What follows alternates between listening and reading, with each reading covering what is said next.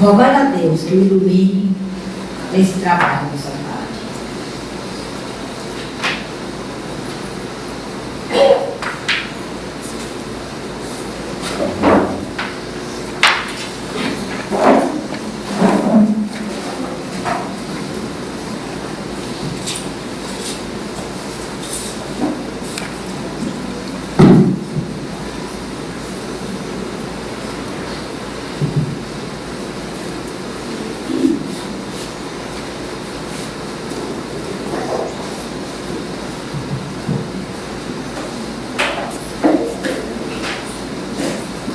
Queridas amigas, queridos amigos, que o Senhor seja conosco e nos envolva na sua paz e na sua proteção. Ele havia feito a primeira viagem mediterrânea. No seu coração, entusiasmado e ansioso, a memória desatrelava os carros das lembranças até aquele momento que culminaria no grande sonho que ele acalentava desde a juventude. Porque desde jovem, ainda adolescente, ele tinha ansiedade de ir até Atenas, de visitar o povo grego, já que a cidade de Atenas era considerada ainda, embora já a decadência da cultura helênica, como sendo aquela paisagem decadente, mas que ao mesmo tempo ainda era a referência da cultura internacional.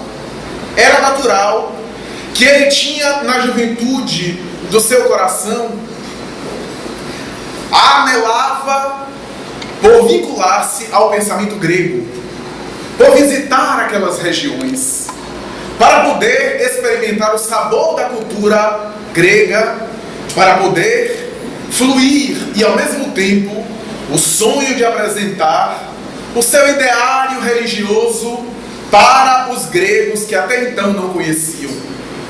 Depois de jornadear por várias cidades, por várias culturas da antiguidade oriental, agora ele tinha a possibilidade de passar pelo Pireu e adentrar-se por Atenas, cuja cidade ainda era reverenciada. Poderia-se dizer ainda naquela época que aquilo que era verbalizado e cultuado em Atenas, no mundo todo era reverenciado. Graças à lembrança dos grandes lances culturais que ali tiveram lugar. E ele, lembrando-se de todos os lances da sua vida juvenil, quando, ainda vinculado ao pensamento mosaico, ainda profundamente identificado com o judaísmo, ansiava levar Moisés ao povo grego, apresentar os conceitos de Yahvé, do Deus Jeová, da Torá antiga, do Antigo Testamento, para que o povo grego, então ignorante dessas ideias e engolfado pela cultura mitológica, pelo politeísmo mágico do seu panteão, pudesse sintonizar com aquelas ideias maravilhosas. É, no entanto, naquele momento que o apóstolo Paulo passa a perceber que na sua emoção e no seu coração pulsa, embora agora já vinculado ao pensamento do amor, da libertação por Jesus, ansiava concretizar aquele sonho da juventude, aquilo que lhe acalentava no coração desde a mocidade. Cidadão grego também, porque era filho de hebreus, portanto cidadão hebreu, filho de judeu, portanto tinha, descendente da raça hebraica, toda a cultura legatária do chamado povo escolhido de Israel. Mais tarde, quando se torna fariseu de um sinédrio e esperança da futura raça, porque discípulo de Gamaliel, um dos grandes homens e sábios das sinagogas e do sinédrio, ele sintetizava a esperança do rabinato do futuro, a maioria dele já caracterizado por idosos, por anciãos.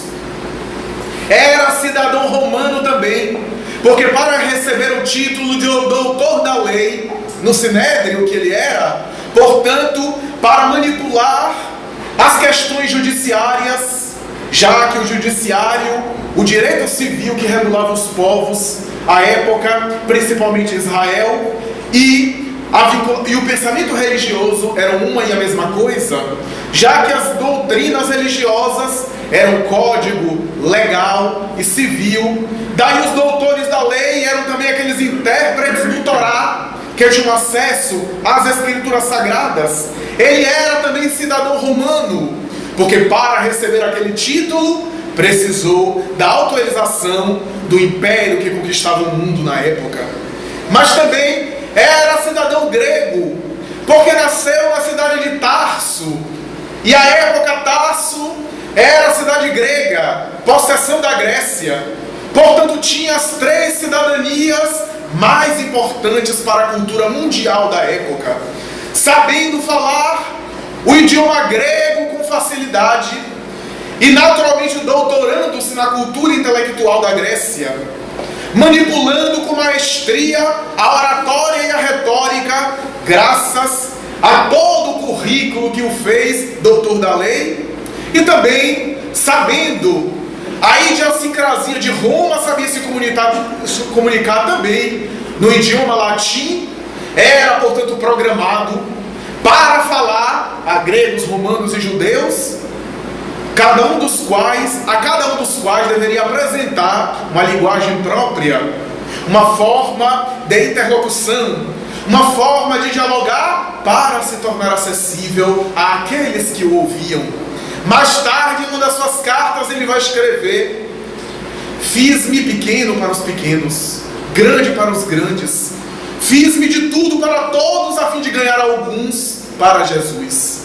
Era a forma do tato psicológico que ele tinha, da maestria na oratória, de vestir as palavras, o pensamento com as palavras adequadas, para que o interlocutor que o ouvisse pudesse entender, a partir da sua perspectiva simbólica, do seu nível cultural, do seu nível de consciência, da sua bagagem religiosa, a fim de tornar mais fácil a divulgação do pensamento de Jesus.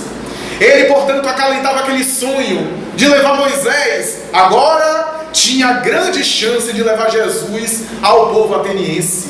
A cultura ateniense, pela tela da imaginação, passam os grandes vultos que ali tiveram lugar, os grandes pensadores que ali tiveram lugar em algum momento, os trágicos, os escritores da comédia, da dramaturgia, do teatro, da filosofia, da mitologia, os grandes pensadores do passado passavam pela sua tela da imaginação.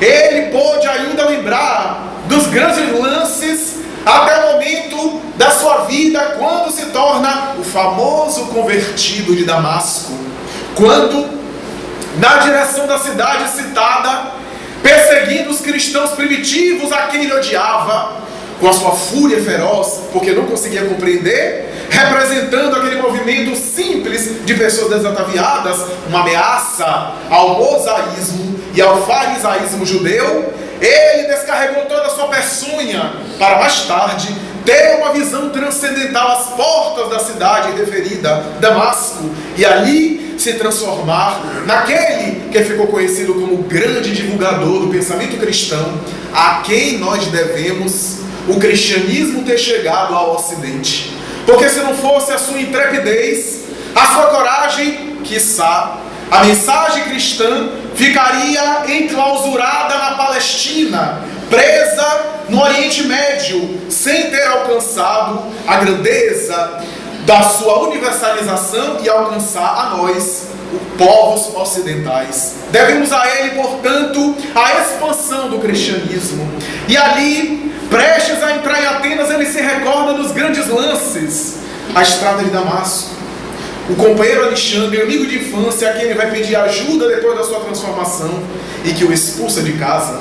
Mais tarde, um amigo seu, que ele confessa se tornar cristão, porque viu Jesus em uma visão espiritual, que o trata como louco e como mendigo.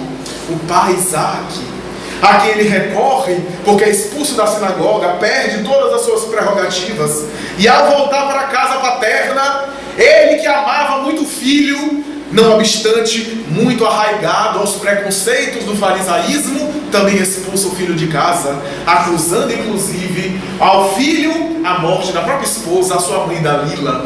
Mais tarde, com um mendigo na rua, aqui para acolá sem ter a quem recorrer, vai na direção dos apóstolos cristãos, Pedro, João, Tiago, bate na porta da igreja cristã primitiva e, por precaução, porque não se sabia, ele era um perseguidor conhecido, alguém que era temido, e achou-se, os cristãos consideraram inicialmente que se tratava de uma estratégia para ele se infiltrar na igreja, mais tarde assassinar todos. Por precaução, os cristãos rejeitaram o seu acesso na casa cristã primitiva. Ele não possuía ninguém.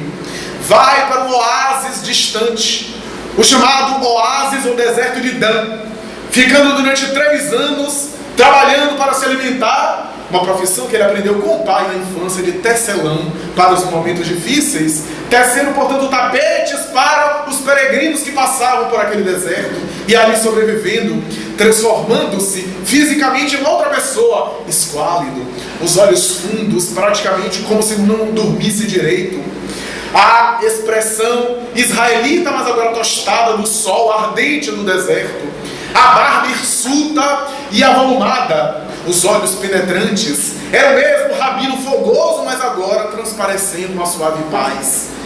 Conhece um casal que se torna seu amigo, Áquila e Prisca, um casal amigo que estava ali naquele deserto, fugindo da perseguição dele próprio, quando era perseguidor. Ele não se revela a priori, porque estava com um rosto, com uma barba maior, com uma aparência totalmente transfigurada, que aquele casal não percebe que se tratava dele, e ele não se revela, ficando com eles durante 3 anos sem revelar que era o próprio perseguidor, o autor de grandes sofrimentos para aquele casal. Prisca chega a dizer que a sua mãe foi assassinada por ele, Paulo, na época que era Saulo. A família de Áquila também foi torturada por açoites até ficar ensanguentada viva, várias vezes presos. E eles fugiram da sanha daquele que é considerado o primeiro perseguidor do cristianismo primitivo. Ele passa 3 longos anos ali com aquele casal, e ao se despedir, quando decide voltar a Israel, a Jerusalém principalmente, ele se despede do casal amigo e se revela como sendo aquele que era o antigo perseguidor, que agora é um grande divulgador do pensamento cristão. E ele se recorda das primeiras pedradas, da perseguição dos seus.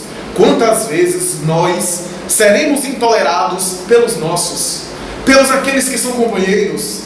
O maior desafio, o maior embate, não são com os estranhos, na maioria dos casos. São os embates com a família, com aqueles mais próximos, com aqueles que convivem conosco e que muitas vezes não nos compreendem nos nossos ideais. Ele então começa a experimentar as refregas, as dificuldades, vai adiante e começa a fundar igrejas, as igrejas cristãs primitivas. As igrejas fundam-se e se tornam núcleos de divulgação, que ele periodicamente viaja para renovar de esperança os cristãos primitivos. Agora estava diante de Atenas, como tinha a ansiedade de pregar ao povo ateniense. Entra na cidade, pela sua memória passa os grandes vultos como Fídias, o maior escultor da humanidade no seu tempo, que ergueu o Partenon em mármore e cuja circunferência há uma circunferência que não pode ser vista a olho nu, que ele estabeleceu na construção dessa estatuária, dessa estrutura, que o volume, segundo os cálculos matemáticos da atualidade, mede exatamente a circunferência da Terra. Ele naturalmente se embriaga dessas lembranças dos grandes vultos e sábios que passaram por ali. Praxíteles, Péricles, os grandes homens como Parmênides, os grandes pensadores da filosofia, da arte, da poesia, da boa música, das manifestações da cultura em geral, dos grandes pensamentos filosóficos mais tarde, como Sócrates, Platão, Aristóteles e outros, que ele se recorda pela tela da imaginação. Passa em Atenas e chega na famosa Ágora, a praça do mercado conhecida, onde haviam discussões filosóficas públicas, como era da cultura ateniense. Ele então pega duas caixas que deveriam pertencer a algum mercado popular de alimentação, improvisa uma tribuna colocando caixas em cima uma da outra, sobe nelas e começa a tentar chamar a atenção dos atenienses ali mesmo naquela praça. Atenienses, diz ele, atenienses, chamo-os a atenção para uma mensagem importante para vocês. E começa a discursar. Venho apresentar um rei que está acima dos reis da terra, porque a sua realeza não se dá sob a política transitória desse mundo. Quero apresentar um rei a vocês que vai consumir todos os erros da humanidade futura, porque ele sobrepairará por todas as épocas e vai permanecer como sendo a nossa aspiração maior. Esse rei que eu apresento aos senhores é Jesus de Nazaré, que vem falar de uma realeza diferente, à qual a humanidade não está acostumada. Vem falar de uma realeza divina, que o indivíduo começa a conquistar no íntimo do coração. Os atenienses olham para aquele indivíduo estranho, com aquela postura asceta, austera. E claro, Paulo estava mal vestido, com aquela apresentação um tanto desengonçada, um tanto simples, humilde, com as sandálias naturais carcomidas pelo tempo e portanto ele peregrinar, com as vestes simples, gastas pelo tempo. Eles olham e alguém começa a soltar a primeira piada. Ora bem, um rei cujo embaixador, o mensageiro, está apresentado dessa forma, com essa configuração. Que coisa, ou que novidade, ou que algo de bom esse rei pode apresentar para nós. Que algo de precioso, de valioso esse rei pode nos apresentar. Que estrutura política, financeira e econômica, ou que mensagem esse rei pode oferecer, se o seu embaixador principal é um mendigo. Deve ser o rei também mendigo, que não tem nada a oferecer a nós. Deram de ombro, alguém fez uma outra piada, chula, as pessoas começaram a gargalhar zombeteiramente, ironicamente, deram de ombro, começaram a sair. Paulo tentava ainda entabular um diálogo com uma pessoa ou outra, e dentro de alguns minutos ele estava sozinho naquela ágora, e as pessoas que estavam presentes, interessadas nas suas relações comerciais, nem estavam dando importância para ele. Ele recebe o primeiro golpe. Não estava acostumado àquilo. Ele estava acostumado às pedradas, às perseguições, mas à indiferença. Havia uma frieza emocional nos gregos, que não pareciam se interessar por aquela mensagem. Então, dialogando com alguém que fez amizade ali, Dionísio, que era um jovem que simpatizava com o pensamento cristão e que sensibilizou um pouco com a sua mensagem, resolveu, já que tinha certas relações de amizade, no Areópago, para que ele no dia seguinte pudesse falar no grande anfiteatro de Atenas, o anfiteatro grego, onde se discutiam as grandes questões políticas, as grandes questões econômicas, sociais. Então, Paulo resolveu dar uma melhorada na aparência, melhorar a apresentação, elaborou um discurso ainda mais apropriado, fez naturalmente um discurso mais bem elaborado, mais sofisticado, para que a cultura grega pudesse entender a sua mensagem, e foi para o Areópago no horário estabelecido. Quando ele adentra-se, ele percebe que o recinto estava abarrotado de pessoas, exulta de alegria, de felicidade, porque a mensagem de Jesus ia chegar a alguns corações. Assou uma tribuna, estavam ali Dionísio, o seu amigo, e a jovem Dâmaris, com quem ele também simpatizava, e ela também simpatizava com a mensagem que ele trazia. A jovem era encarregada da organização daquele anfiteatro, da limpeza e de outras coisas. Então, ele assoma uma tribuna e começa a falar de uma maneira emocionada, que sensibiliza, a princípio, os corações daquelas pessoas ali presentes. Começa a dizer de uma maneira inflamada, com seu verbo eloquente, flamívono, esse verbo que abundava qual cascata de fonte de água cristalina que jorrava. Ele começa a dizer de maneira emocionada, de maneira inspirada: atenienses, na vossa cultura, e começa a citar elementos culturais conhecidos. Os gregos balançam sua cabeça afirmativamente, gostam do que estão ouvindo, acompanham-no com emoção entreolhando-se e naturalmente entusiasmado para o desenvolvimento daquelas ideias, a apresentação daquele discurso, a peça de oratória que eles estavam vendo. E o peregrino estranho continuava: a vossa cultura apresenta um Deus que é chamado o Deus sem nome. Esse Deus sem nome, também conhecido como Deus desconhecido, é o Deus que está acima de todos os deuses do Olimpo. É o Deus que está acima de todos os deuses da mitologia. Esse Deus é tão reverenciado e tão transcendental que a expressão Deus sem nome ou Deus desconhecido é por conta da grandeza dele que o grego não tem coragem de enunciar, de verbalizar. Pois eu quero dizer a vocês que esse Deus maior do que todos os deuses, enviou à terra o seu Filho para apresentar a sua mensagem. Enviou à terra o seu Filho unigênito, o seu Filho especial, para que a sua mensagem se tornasse conhecida.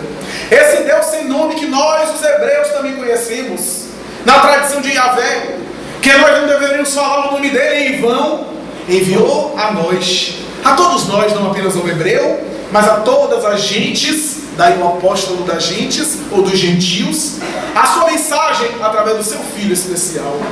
Esse Filho veio à terra, e ele era previsto por todas as culturas do passado, meus amigos, dizia ainda Paulo. Ele foi previsto nas tradições culturais, porque se nós examinarmos a tradição cultural dos povos e das religiões do passado, veremos sempre a tradição, a inspiração da profecia de que alguém deveria chegar, de que alguém especial deveria vir à terra para iluminar a humanidade para sempre. Ele veio, trouxe a sua mensagem especial, incendiou os corações e estabeleceu a partir de hoje um conceito de ética diferente. Quero apresentar a vocês essa mensagem e começa a falar de Jesus. Fala de todos os lances, dos milagres que interessavam tanto ao povo grego, acostumado ao politeísmo dos deuses, dos fenômenos que chamavam a atenção, e os gregos começaram a entreolhar, alguns começaram a conversar, comparando aquele indivíduo que era agora divulgado como um grande deus, como Hermes, ou Zeus, e assim por diante. E ele continuava dizendo da grandeza de Jesus, dos seus ensinamentos, das parábolas. Chega o momento que ele fala da crucificação, do martirológio, e mais adiante, depois da morte, a ressurreição. Era demais para o povo grego. Eles então começam a franzir a sobrancelha, alguns olhos chocados. A ressurreição, embora o idealismo socrático e mais tarde o idealismo socrático platônico havia estabelecido a ideia do indivíduo prosseguir além da matéria, porque o ser sobrevive ao não ser, à sombra da matéria. No entanto, apesar disso, o que permaneceu na cultura grega de então não era o idealismo socrático platônico, que praticamente havia sido esquecido, mas as grandes ideias do epicurismo. Primeiro, o atomismo grego. A vida é o átomo, e quando o átomo se desagrega, a vida se desagrega com ele. Leucipo, Lucrécio e Demócrito assim pregavam.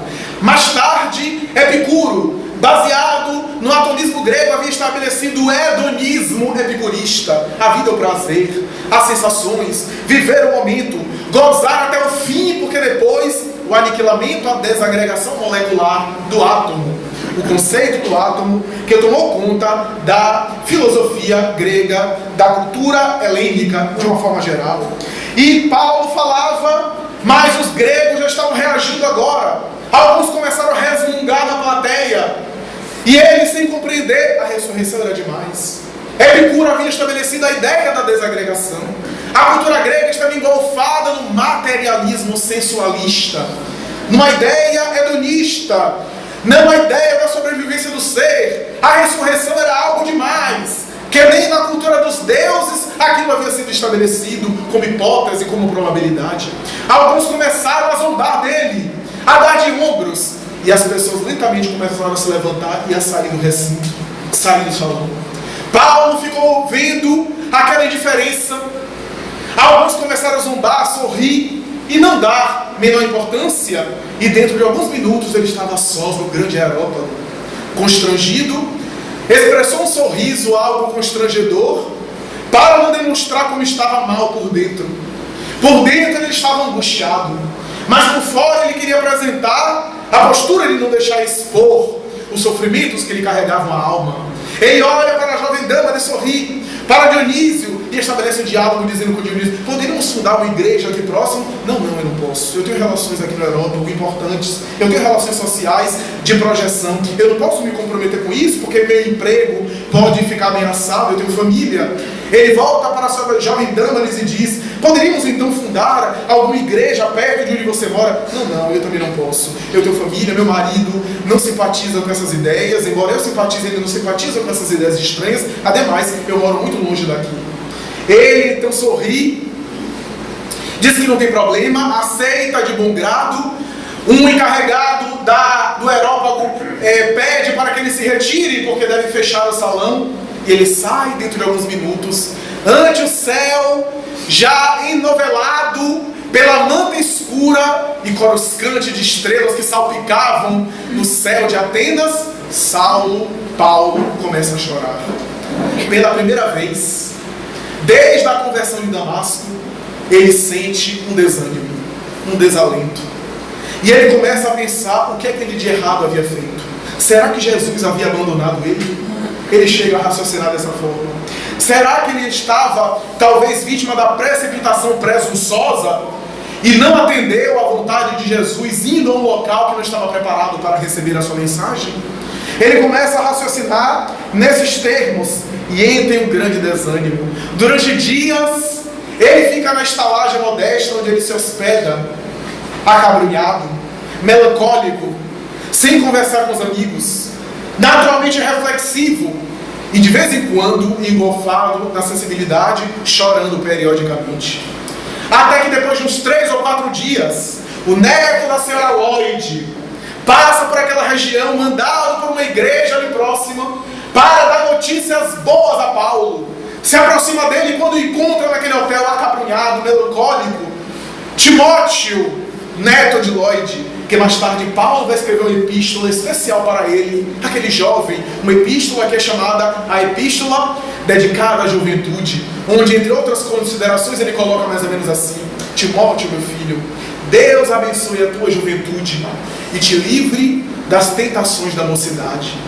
Ele então dá a notícia a Paulo, dizendo que algumas cidades gregas ali estavam receptivas para fundar igrejas, que ele havia passado por Corinto, a cidade grega, e que havia fundado uma igreja cristã primitiva com algumas pessoas, que uma igreja estava ali cristã florescendo, e que os cristãos primitivos, ouvindo falar dele, queriam a sua presença em Corinto.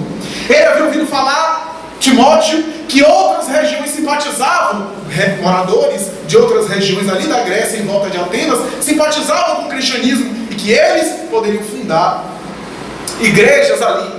Ele se entusiasma. O idealista assim, desanima um pouco, entristece-se, para logo depois reagir e voltar ao seu ideal. Os grandes idealistas não perdem a sua fé com facilidade. Diferente daquele que não é idealista, que muda de convicção como muda de brinquedo, porque é uma criança. Não amadureceu emocionalmente, então muda de religião, muda de filosofia. Muito fácil, porque não amadureceu. O idealista, muito difícil é de desistir do seu ideal.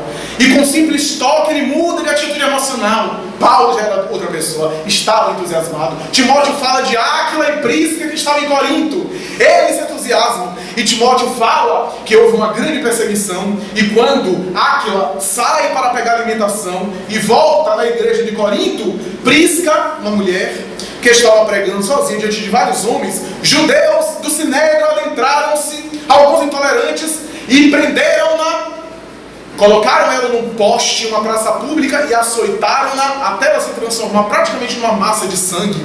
Não morreu, mas havia sido aceitada quase até a morte. E Paulo, ao invés de se entristecer, se alegra ainda mais. O sangue do martírio, o sangue do sacrifício era sinal de que a mensagem cristã estava sendo divulgada. Ele estava acostumado à reação pública das pedradas, porque se havia pedrada é porque a mensagem tocou alguma coisa. E as pessoas reagiam, mas não a indiferença de Atenas. Mas ele volta, agora entusiasmado, passa por várias regiões. Timóteo diz: vamos de barco. De barco porque tu estás cansado. Ele já estava mal quebrado, já estava em idade avançada, já estava com alguns problemas de saúde.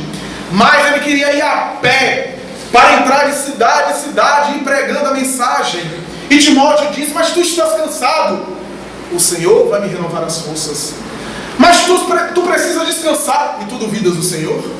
E era um argumento sem contrarresposta. Foi adiante, fundando ou se vinculando a pessoas de várias regiões, até chegar em Corinto. E em Corinto, quando ele se adentra, ele se recorda também daquela cidade, a cidade da sua amada Abigail, de quem ele nunca esqueceu depois da sua morte, por responsabilidade sua também.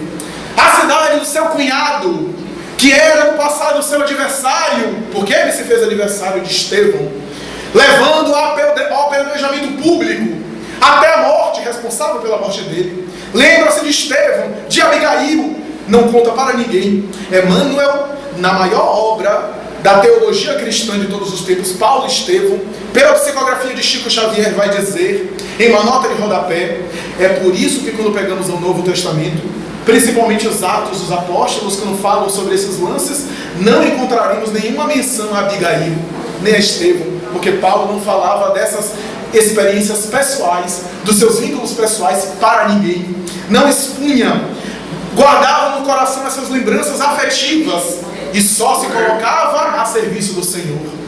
Vai, no entanto, lembrar-se de Abigail, de Estevão, emociona-se, começa a pregar ali, exulta com a perseguição daqueles que eram de Corinto, que se voltavam contra eles, e ele exulta, se alegra. Ele vai dizer: o maior sacrifício é dar o presente para alguém. E qual é o presente que podemos dar ao nosso amado, que é o Senhor? O sangue do martírio, o suor, o esforço pessoal. E ele vai adiante. O ânimo era inquebrantável. Ele se recorda que nessas viagens alguns desistiram de acompanhá-lo, porque a sua austeridade era tão grande que alguns não conseguiam aguentar suas disciplinas. Ele conheceu com 16 anos, não ele, uma pessoa com 16 anos, que seria mais tarde o evangelista Marcos, de um dos 4 evangelhos, João Maria Marcos, cuja mãe, que era parente de Pedro, pediu a Pedro que o encaminhasse a Jesus. E em uma das viagens, Marcos quis acompanhar o apóstolo Paulo e voltou no meio do caminho, dizendo que não aguentava a austeridade paulina. E Paulo vai dizer: eu aceito que tu voltes na próxima embarcação, mas não te esqueças, Paulo, não te esqueças, Marcos, que Deus tem pressa na renovação moral do indivíduo para melhor. Deus tem pressa, e ele nunca mais vai esquecer essas colocações. Paulo vai divulgar a mensagem cristã primitiva para todo mundo conhecido na época. Inclusive, segundo algumas pesquisas, a cidade que hoje é Barcelona, a região que hoje é Barcelona na Espanha, e outras regiões, defronta Nero, o grande imperador, com a sua mensagem, e confunde o próprio imperador e Tigelinos na sua perversidade. Grécia e Roma se desenvolvem ao longo do tempo, e talvez, pensamos nós, que é por isso que Roma, que mais tarde assimilou a mensagem do cristianismo, pôde desenvolver-se mais do que a Grécia, que entrou em decadência, particularmente antes do período da Idade Média. Talvez pela mensagem cristã primitiva que floresceu o coração e que a Grécia não pôde aceitar através da figura de Paulo. A grande verdade é que ele se tornou um exemplo de servidor, do indivíduo que trabalha, que mesmo nas angústias, nas dificuldades, nos sofrimentos, utiliza o serviço como terapêutica para a alma, para poder trabalhar os metais do mundo íntimo, para poder aperfeiçoar o seu caráter e para poder diminuir as angústias morais que ele carregava. Eu tenho um espinho cravado nas carnes da alma, ele vai falar em determinado momento. Era talvez o remorso, talvez as tentações que ele experimentava. Uma coisa é certa: as dores morais da perseguição a Estevão, da partida de Abigail, ele levou até o final da existência, mas cujo trabalho, o serviço, fez com que ele pudesse superar, sublimando os sentimentos inferiores através da ação a Jesus para a emoção superior, a ponto de, a início, ele escrever: o mal que eu não quero fazer, eu faço, e o bem que eu quero fazer, eu não faço. demonstrando que era uma criatura frágil, como todos nós, que se equivocava, que reincidia no orgulho, na presunção, mas que insistiu até o fim, para chegar no final da existência, em uma das suas famosas cartas, e colocar: já não sou eu quem vive, é Cristo quem vive em mim, demonstrando a superação do ego. Esse homem extraordinário representa um exemplo do trabalhar, do serviço, em qualquer situação, o serviço, para não se fixar nas coisas do passado. Allan Kardec, em O Livro dos Espíritos, examinando as leis morais que regem o cosmo, não deixou de examinar a lei do trabalho. Uma das primeiras leis que ele examina na terceira parte do Livro dos Espíritos, depois da lei de adoração. Ele apresenta a lei do trabalho como sendo uma lei da natureza. Ao interrogar os espíritos a respeito do trabalho, as entidades angélicas respondem que o trabalho é uma lei da natureza. No animal, nos seres não necessariamente animais, que se movimentam através de automatismos, mas no ser humano o trabalho tem uma dimensão simbólica, uma dimensão espiritual, intelectual e social muito melhor, muito maior, muito diferente. E Allan Kardec então faz uma análise daquilo que ele chama da lei do trabalho, interroga as entidades venerandas a respeito da finalidade do trabalho, e os espíritos dizem que é uma expiação, uma provação, porque através do trabalho, a depender da ação que nós desenvolvemos no meio, não deixa de ser um esforço, que é tudo no mundo material, é um esforço, e esse esforço gera, portanto, uma ação penosa, e a depender do tipo de trabalho, ou como nós agimos, não deixa de ser uma espécie de provação em que o indivíduo desenvolve as suas virtudes, lapida os seus sentimentos, desenvolve a sua sensibilidade no atrito com a matéria, seja na ação específica, funcional, seja na relação com os outros, através das relações de trabalho. O termo trabalho vem da expressão latina tripalium, que era um instrumento de flagelos aos escravos. Esse tripalium, que era um instrumento de tortura para os escravos, deu origem à palavra trabalho, já está embutida na sua semântica, no seu conceito etimológico, a ideia de que trabalho é sofrimento, que trabalho é um sacrifício, que trabalho é penoso, que trabalho é angustiante, que é tortura, porque no passado os escravos é que trabalhavam. A nobreza, e mais tarde na Idade Média, a nobreza e a religião dominante, ou seja, o grupo eclesiástico e a nobreza, a elite financeira, não trabalhavam, senão os escravos ou o proletariado. Então era, portanto, a visão de que aquilo era penoso, era sacrifício, e passou ao largo de séculos dessa forma. Mais adiante, no entanto, a partir da reforma protestante, vamos encontrar a ideia de Calvino e de outros, que se tornou inclusive famosa até hoje: o trabalho dignifica o homem. A partir da reforma protestante, cultural e politicamente, houve uma divisão no poder religioso, que estava sempre vinculada à política humana, à política terrestre e governamental, aos interesses de cada época, e é natural que aquele segmento que apregoava o trabalho dignifica o homem, diferentemente do grupo sacerdotal da religião dominante, dos religiosos, dos clérigos que não trabalhavam e que eram mantidos pela escravidão e pelas pessoas que doavam valores para a igreja, era natural que aquele segmento tomou conta de alguns setores da população. Essa ideia do trabalho dignifica o homem vai tomar conta de algumas nações. Max Weber, na obra A Ética Protestante e o Espírito do Capitalismo, vai dizer que os países que se transformaram protestantes, graças a essa ideia de que o trabalho dignifica o homem, se tornaram potências mundiais, quase sempre muito mais desenvolvidas e mais fortes do que aqueles que permaneceram vinculados ao pensamento católico romano. Se compararmos a França, a Espanha, Portugal, com a Alemanha, os Estados Unidos, a Inglaterra, o Império Britânico, esses últimos vinculados ao pensamento protestante e os primeiros do pensamento católico, não teremos dificuldade para perceber que as maiores potências atuais se vincularam no passado ao ideário protestante do trabalho dignifica o homem, da burguesia, da ascensão da classe comercial, da decadência, da chamada nobreza, do sangue nobre, do sangue azul e assim por diante. E naturalmente que essa ideia começou a ser vista de forma diferente. Hoje, as psicologias em geral colocam o trabalho como sendo algo terapêutico. Aliás, é uma contradição na verdade. Hoje, as ciências do comportamento dizem que, da mesma forma que o trabalho formal inclusive, é estruturante, isto é terapêutico, faz bem a pessoa.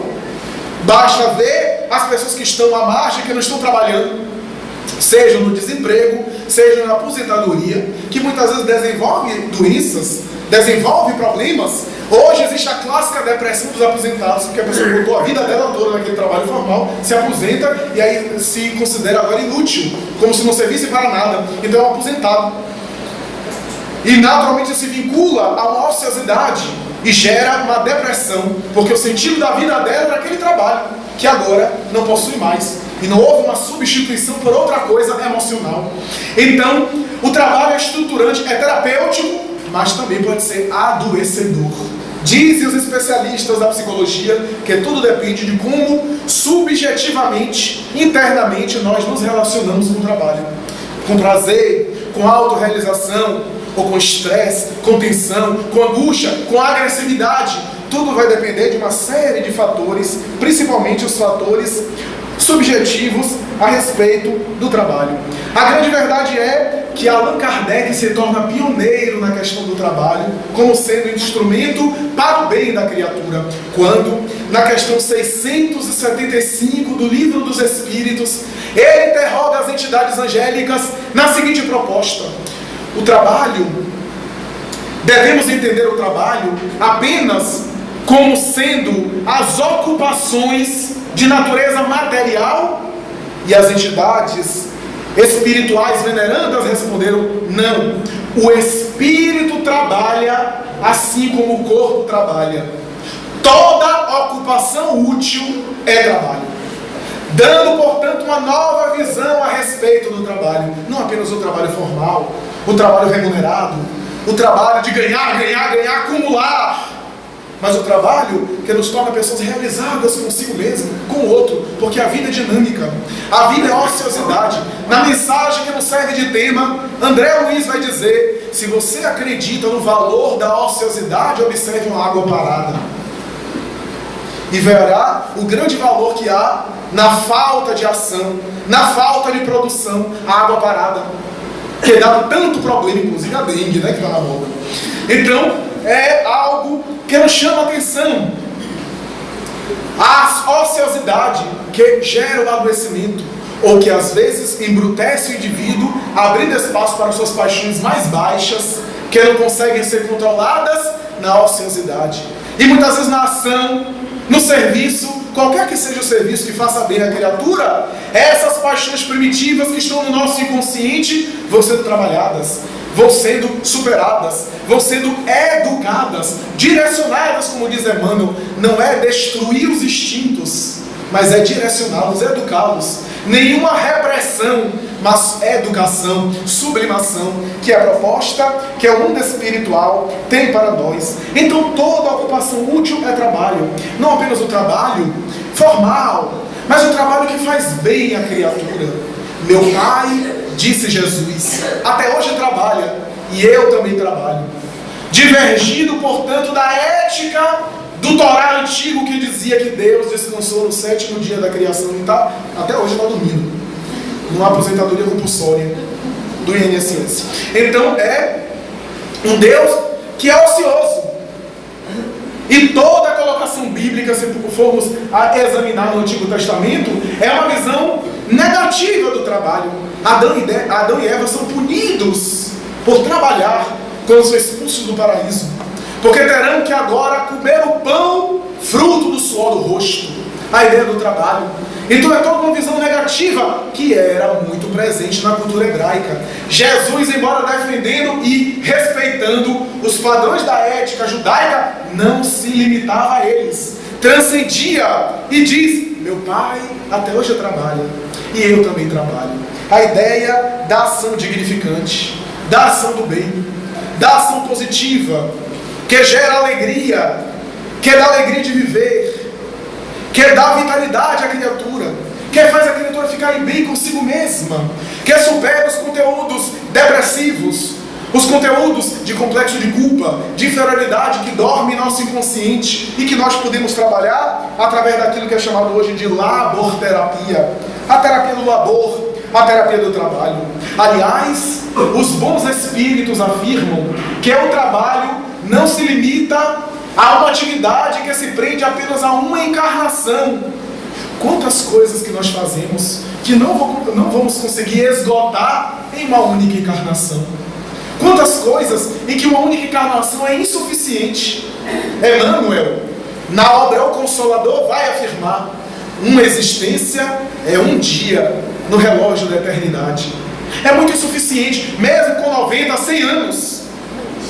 É insuficiente para o desenvolver de todos os valores. Se examinarmos, por exemplo, Hipócrates, o pai da medicina, diz a tradição do mundo espiritual que ele volta mais tarde, na mesma área, como Paracelso, o médico da Renascença, do século XIII, médico e místico, para desdobrar aquelas ideias da medicina da antiga Grécia. E mais tarde reencarnaria no século XVIII e XIX, como Hahnemann, o pai da homeopatia, para dar prosseguimento aos seus labores. Quando vemos Ovídio, o grande poeta, considerado o músico da poesia na tradição latina de Roma, esse grande poeta musical, porque as suas poesias parecem música na antiga tradição latina, que mais tarde volta à terra, como Rafael Sanzio, amigo de Michelangelo, de Leonardo da Vinci, de Botticelli, quase que contemporâneos. E ele que vai embelezar a humanidade com seus quadros, com as suas pinturas, considerado Rafael Sanzio o poeta da pintura. Tal é a cor, tal é a magia das suas pinturas. E esse mesmo espírito voltaria à terra, segundo ainda a tradição espiritual de Viana de Carvalho, por Divaldo Franco, de Ivone Pereira, na obra Devoção Invisível. Esse mesmo espírito voltaria à terra na personalidade de Frédéric Chopin, o célebre pianista e um dos pais do romantismo no século XIX, considerado o poeta da música, na sua poesia maravilhosa. O mesmo espírito trabalhando na arte, em vários segmentos da arte, dando, portanto, desenvolvimento aos seus padrões. Se examinarmos, diz ainda Joana de Ângeles, em uma obra recente, Nascente de Bênçãos, se nós examinarmos Alexandre Magno na Macedônia, diz ela que Jesus pessoalmente enviou esse espírito à terra. E a gente vai dizer, mas como um espírito belicoso ligado à guerra? De fato, mas aí é o livre-arbítrio do espírito que se excedeu, mas é um excelente estrategista militar, que sem o perceber, guiado pelo invisível, foi conquistando o mundo e impondo ao mundo que ele conquistava o idioma grego, o idioma da Grécia, para que o grego florescesse, preparando o mundo para que a filosofia espiritualista de Sócrates e Platão pudesse ser conhecida no mundo inteiro. Quando nós pegamos o Evangelho segundo o Espiritismo, vemos na introdução Sócrates e Platão, precursores do pensamento cristão. Era necessário que preparasse a terra para que Sócrates e a sua espiritualidade, mais tarde Platão, divulgasse esse pensamento, preparando a cultura, o ideal filosófico, para mais tarde a mensagem de Jesus ser aceita com mais facilidade. Diz ainda Joana de Ângeles que esse mesmo espírito volta à terra na personalidade de Júlio César, que em Roma conquista o mundo inteiro conhecido e agora impõe o latim, para que o latim se torne a língua universal, o idioma universal, e a mensagem de Jesus de Roma pudesse ser espraiada e divulgada com muita facilidade, com mais facilidade.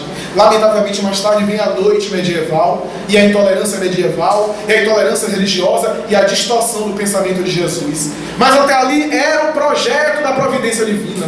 E esse mesmo Espírito, 19 séculos depois, volta à Terra, na personalidade de Napoleão Bonaparte, que conquista praticamente a Europa, cuja língua, o francês, se torna uma língua universal, até há pouco tempo, década de 50 aqui no Brasil, do século passado, o francês era o segundo idioma. Só mais tarde, a segunda metade do século XX, é que o inglês vai se tornar o idioma do mundo por conta do poderio econômico norte-americano, da influência internacional. Mas até mais ou menos a metade do século XX, o francês era ensinado nas escolas, como hoje se ensina o inglês. O idioma francês, os revolucionários de França, os ideais iluministas da liberdade, da igualdade e da fraternidade. Napoleão, então, embora se excedendo mais uma vez, que espírito belicoso, que espírito que se equivoca nos mesmos padrões, que fala e que fracassa nos mesmos padrões, e depois da sua ambição desmedida, foi exilado para a ilha de Santa Helena, desencarnando de maneira dolorosa, mas deixando de alguma forma o seu legado para ajudar Allan Kardec na divulgação do espiritismo, que é de Paris, do solo francês, do centro cultural. Paris é a nova Atenas do século XIX e XX, que deveria difundir o pensamento espírita mais fácil para o resto do mundo. Que notável essa providência divina, utilizando-se às vezes, ou permitindo às vezes, aqui até espíritos complicados, que se excedem em uma área para serem instrumentos do progresso. E quiçá, dizem algumas tradições do mundo espiritual, esse mesmo espírito está de volta. Hoje uma personalidade famosa, quiçá envolvida na paz, no pacifismo, na queda do Muro de Berlim, credor do Prêmio Nobel da Paz e outros, que está aí ainda até hoje, trabalhando em prol da humanidade, com as suas idiosincrasias e as suas características pessoais. A grande verdade é a beleza do trabalho que gera o bem, que faz com que o indivíduo sirva, com que o indivíduo se sinta bem, com que o indivíduo ganhe cada vez mais autoestima. E a doutrina espírita é que vai explicar isso, quando vai dizer que o bem que eu faço é bem para o meu bem, e o mal que eu pratico faz mal a mim mesmo. Daí, o mal que me faz mal é o mal que eu faço, porque o mal que me fazem me faz um grande bem se eu souber aproveitar.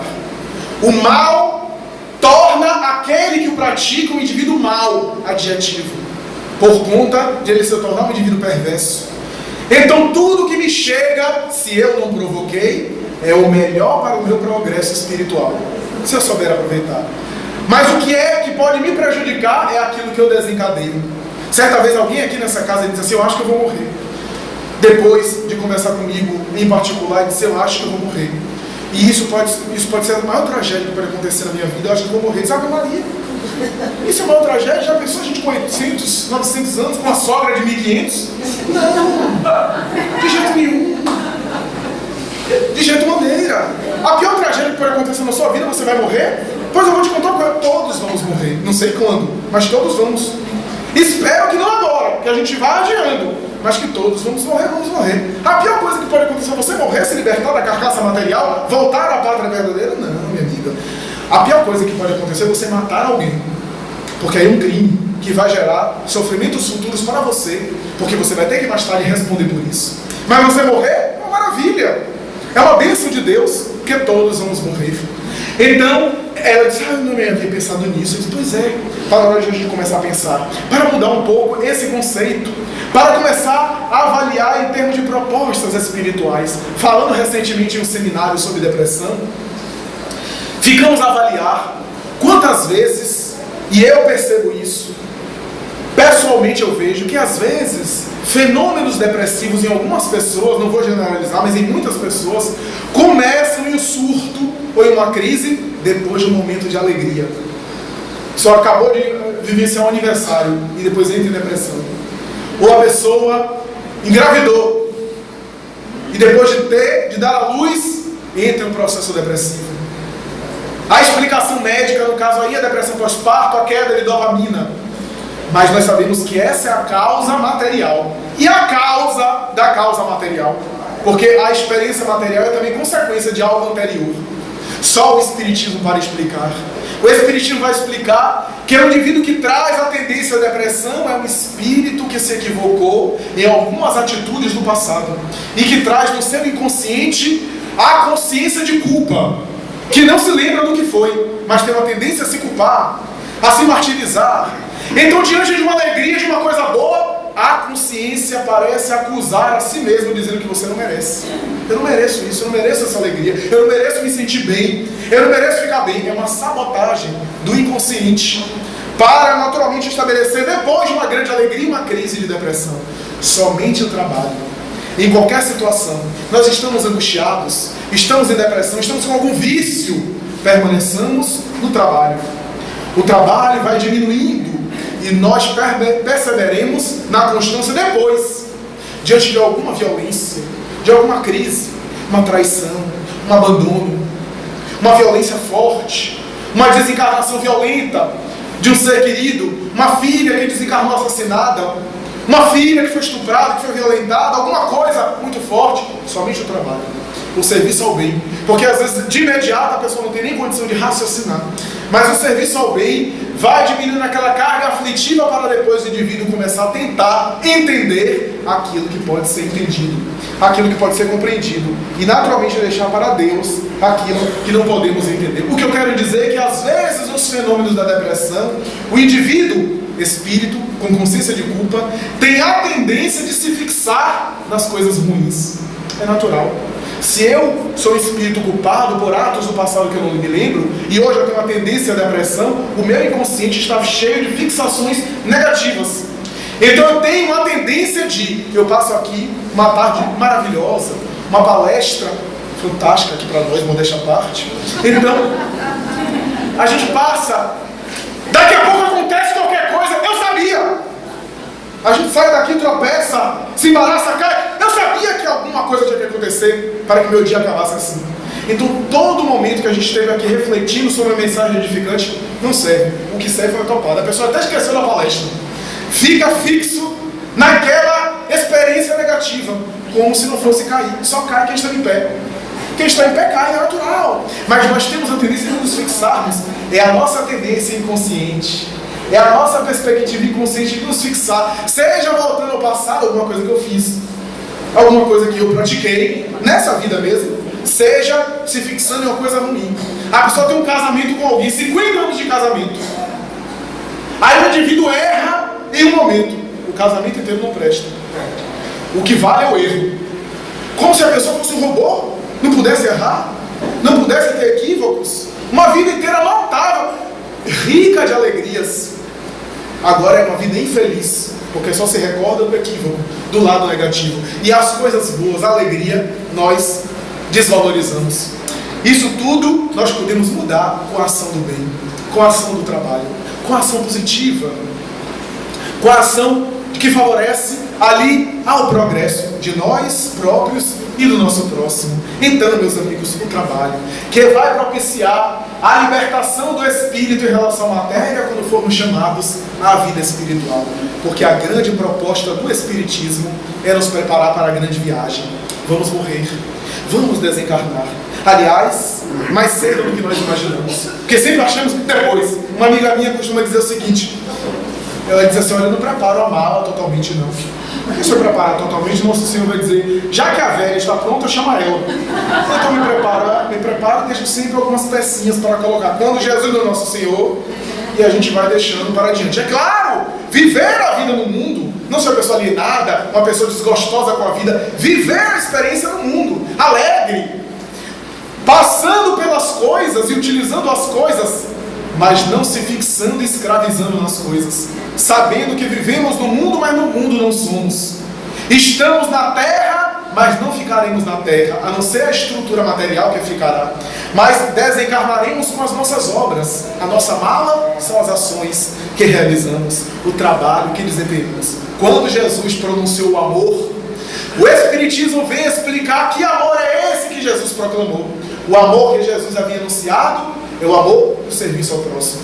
Só se ama como Jesus havia anunciado, servindo ao bem, através da abnegação, da dedicação, do serviço ao semelhante, da amorosidade, para que possamos encontrar a paz de consciência durante a experiência material. Para concluir, eu me lembro que quando li pela primeira vez o livro de Otília Gonçalves, uma trabalhadora do movimento espírita daqui de Salvador, ela foi inclusive diretora da Mansão do Caminho, instituição que Divaldo Franco esteve à frente durante toda a sua jornada. Ela foi uma das diretoras. Durante alguns meses, ela serviu a Mansão do Caminho, ela se dedicou à causa espírita. E ao desencarnar, ela volta para dar uma mensagem a uma filha sua, que frequentava a casa, uma reunião mediúnica. Dá algumas mensagens dizendo como se encontrava no além. E essas mensagens foram se repetindo, sessão a sessão mediúnica, até que fizeram um livro. Estruturou-se um livro. Esse livro hoje é conhecido como A Lei da Morte, de Otília Gonçalves.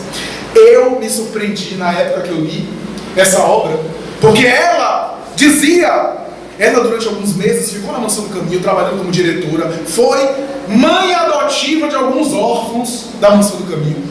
E agora no mundo espiritual ela falando de algumas dificuldades que ela experimentou para se libertar do corpo, dizendo que sentiu asfixia na sepultura porque ficou presa ao cadáver há algumas horas, sentindo angústia, asfixia, até a decomposição da matéria ali, e ela presa ao cadáver, os parentes presentes e ela agoniada. Ela disse: meu Deus, o enterro é meu, o sepultamento é de mim mesma. Foi se dando conta, lembrou-se das leituras que ela havia feito na terra de André Luiz, da obra de André Luiz, particularmente em Nosso Lar. Mas ali não conseguia, e passou algumas horas de angústia, até que, orando a Deus, irmã Libe, que está presente, Libe em alemão é amor, é a irmã Sheila. Irmã Sheila apresenta a enfermeira alemã e desatrela os últimos laços. E ela explica na obra por que ela passou aquelas algumas horas.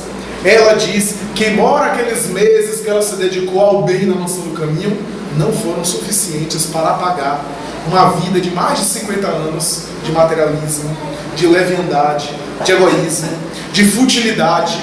Ela, nos últimos meses de vida, e mais tarde teve infarto no miocárdio, ela abandonou praticamente, renunciou praticamente à família, isso é, aos interesses de família, para se tornar uma abnegada. Mas aquele tempo não foi suficiente. No entanto, ela dizia, esse trabalho de mais ou menos 5, 6 meses na causa de Jesus foi o que me deu o alento de não ficar mais tempo e de me libertar e de estar agora bem para dar uma mensagem à minha filha.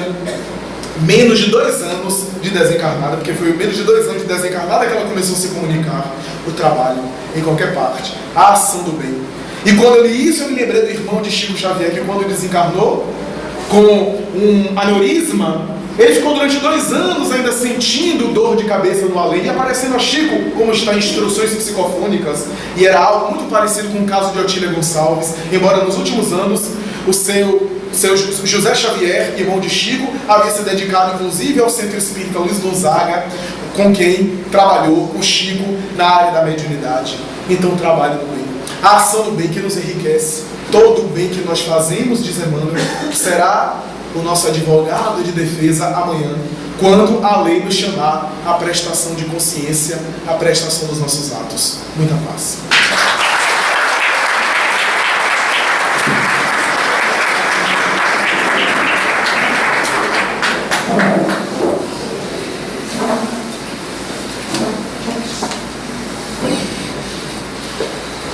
Agradecemos a Flávio e lembramos também, mais uma vez, que após o término da doutrinária, teremos aqui a orientação para a implantação do Evangelho no Lar. As pessoas que quiserem participar, fiquem, por favor, continuem sentados após o término da doutrinária. Vamos ouvir a música, buscar uma posição confortável, relaxar o nosso corpo e a nossa mente, sentindo-nos envolvidos de paz, de tranquilidade, respirando suave e tranquilamente.